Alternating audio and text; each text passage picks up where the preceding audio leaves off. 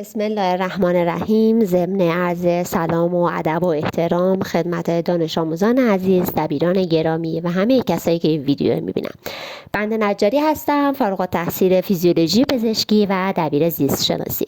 در این ویدیو در خدمتتون هستم با یکی از روش‌های تولید ATP با عنوان زنجیره انتقال الکترون یا تولید اکسایشی ATP. به طور کلی اگه بخوام در مورد زنجیره انتقال الکترون صحبت بکنم، میگم زنجیره انتقال الکترون یعنی تولید ATP از کوآنزیم های NADH و FADH که داخل میتوکندری وجود داره. کوآنزیم های NADH و FADH، حالا این کوآنزیم ها چه هستن و چه کاری انجام میدن و چرا داخل میتوکندری وجود دارن، مبحثی هستش که حتما در ویدیوهای بعدی بهش میپردازم. پس به طور کلی در این ویدیو ما میخوایم توضیح بدیم ATP به عنوان سوخت رایج بدن یا همون آدنزین تریفسفات چطوری میتونه در داخل میتوکندری از کوآنزیم های NADH و FADH تولید بشه. ما میدونیم که زنجیره انتقال الکترون در داخل میتوکندری ایجاد میشه و میدونیم که میتوکندری دارای یک غشای بیرونی، یک غشای درونی و فضای بین غشایی هستش. علاوه بر اون ما میدونیم که زنجیره انتقال الکترون یعنی تولید ATP از NADH و FADH حتما همه مراحلش در غشای درونی اتفاق میفته. غشای درونی دارای 3 پمپ غشایی هستش. همونجوری که در شکل ملاحظه میکنید پمپ های غشایی سرتاسری هستن، یعنی اینکه تمام عرض غشا رو طی میکنن و 2 لایه فسفولیپید رو در بر میگیرن. علاوه بر این پمپ های غشایی باعث انتقال هیدروژن از داخل میتوکندری به فضای بین غشا میشن. با انتقال پروتون یا همان هیدروژن از داخل میتوکندری به فضای بین غشایی، غلظت هیدروژن در داخل فضای بین غشایی افزایش پیدا میکنه، در نتیجه pH کاهش پیدا میکنه. انتقال پروتون از داخل میتوکندری به فضای بین غشایی نیاز به انرژی داره یا به عبارتی انتقال فعال هستش. حالا این پمپ غشایی این انرژی رو از کجا میاره که میتونه به وسیله اون انرژی پروتون رو از داخل میتوکندری به فضای بین غشایی انتقال بده؟ نکته‌ای هستش که وقتی که جریان و مراحل زنجیره انتقال الکترون رو بگم براش توضیح میدم. پس تا اینجا میدونیم که پمپ های غشایی 3 عدد هستند، در داخل غشای درونی وجود دارن.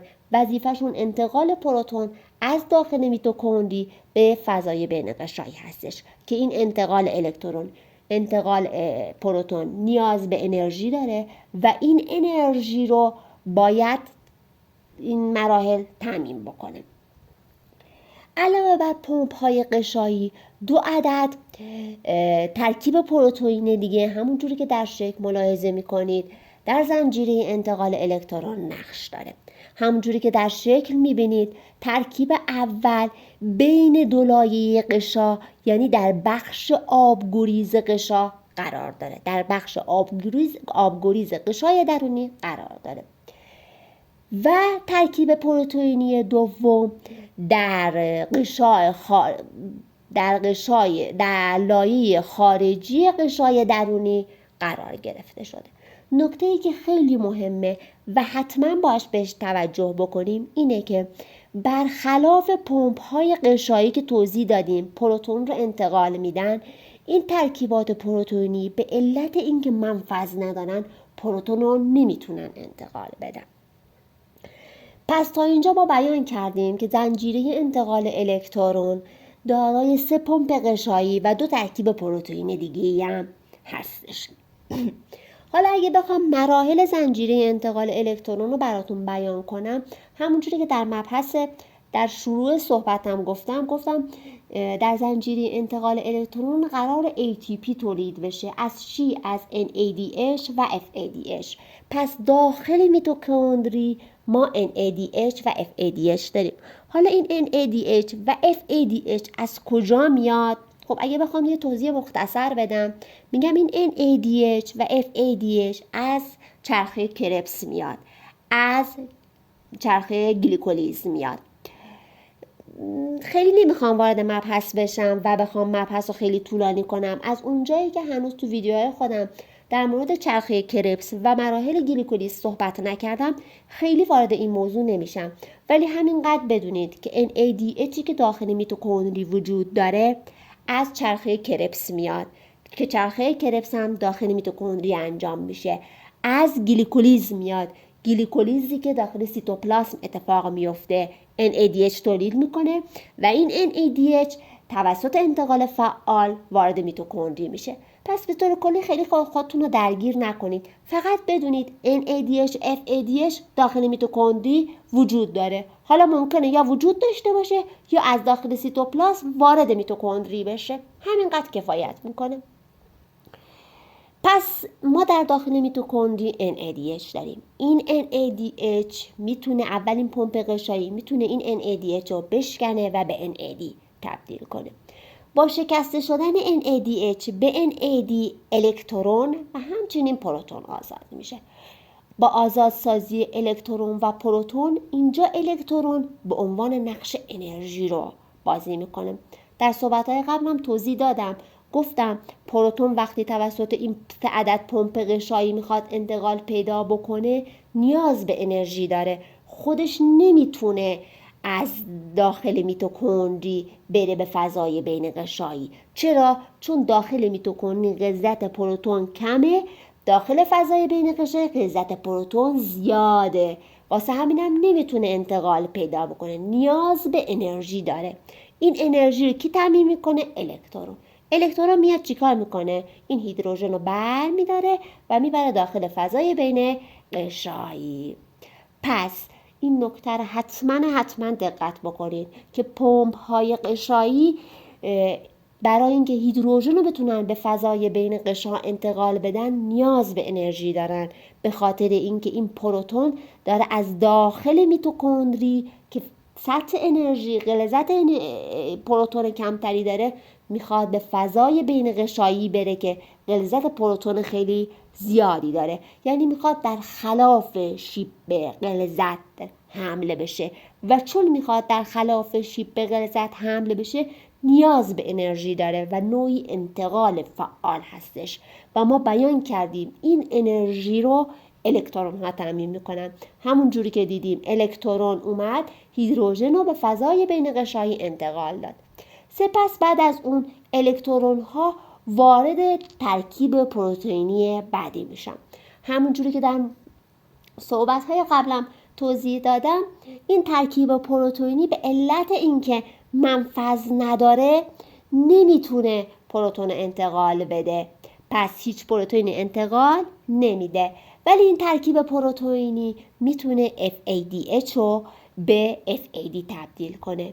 با تبدیل FADH به FAD مثبت باز هم الکترون و پروتون آزاد میشه. ما میدونیم داخل FADH و NADH هم ما الکترون داریم هم پروتون، ولی چون این ترکیب پروتئینی منفذ نداره نمیتونه پروتون انتقال بده، پس پروتونی رو انتقال نمیده، فقط الکترون های FADH هم میگیره، الکترون های پمپ غشایی هم که مال NADH بوده میگیره. پس الکترون ها رو میگیره ولی پروتئین رو نمیتونه انتقال بده. سپس بعد از اون الکترون وارد دومین پمپ غشایی میشه. وقتی که الکترون وارد دومین پمپ غشایی شد باز وظیفه خودش رو انجام میده که انتقال هیدروژن به فضای بین غشایی هستش. بعد از اینکه هیدروژن رو به فضای بین غشایی انتقال داد خودش وارد ترکیب پروتئینی بعدی میشه. این ترکیب پروتئینی بعدی باز هم گفتم همونجوری که قبلا توضیح دادم، این ترکیب چون منفذ نداره نمیتونه پروتون انتقال بده. سپس الکترون به آخرین پمپ غشایی انتقال داده میشه. وقتی که الکترون به آخرین پمپ غشایی انتقال داده شد باز هم وظیفه خودش رو انجام میده، هیدروژن رو به فضای بین غشایی انتقال میده. و بعد از اینکه هیدروژن رو تونست به فضای بین قشایی انتقال بده، در داخل میتوکندری این الکترون میاد به اکسیژن اضافه میشه و علاوه بر اون آب هم به این مراحل هیدروژن هم اضافه میشه و آب تولید میکنه. به عبارت دیگه با انتقال الکترون به اکسیژن، این یون اکسیژن اکسید میشه و با اضافه شدن هیدروژن با اونها آب تولید میشه که همینجوری که میبینید این اتفاق داخل میتوکندری اتفاق میفته.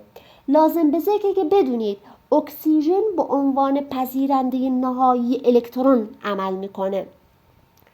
خب تا اینجا بچه‌ها من توضیح دادم که پمپ قشایی، زنجیره انتقال الکترون از 3 عدد پمپ قشایی و 2 ترکیب پروتئینی ایجاد شده.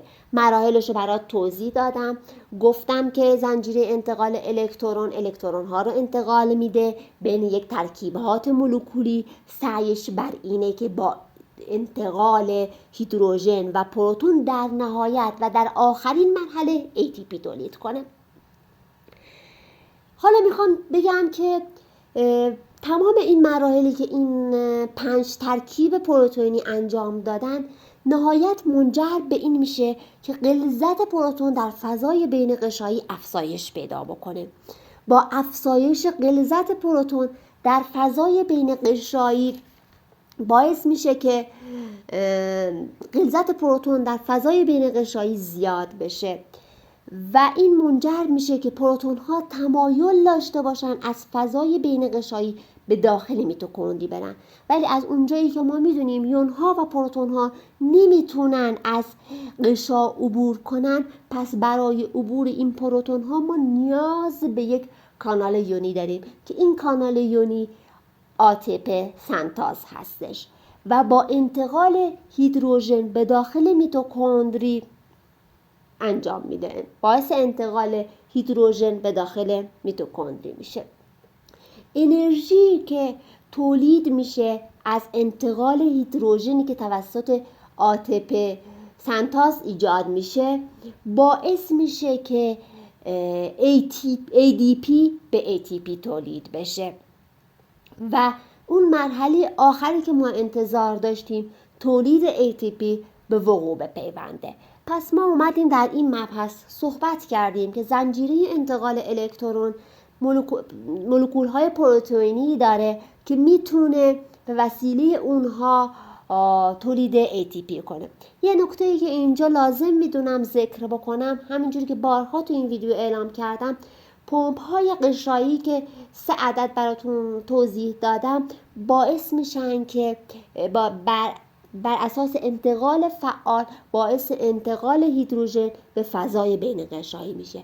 ولی کانال یونی ATP سنتاز با انتقال هیدروژن از فضای بین قشایی به میتوکندری این رو انجام میده و انتقال پروتون توسط کانال ATP سنتاز انتشار تسهیل شده است، یعنی بدون مصرف انرژی این کار رو انجام میده، چون غلظت همینجوری که گفتیم غلظت پروتون تو فضای بین قشایی زیاده.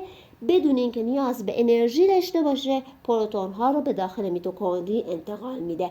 ولی این 3 پمپ قشایی با مصرف انرژی که انرژیشون هم الکترون تأمین میکنه میان پروتون از داخل قشا به فضای بین قشایی انتقال میدن.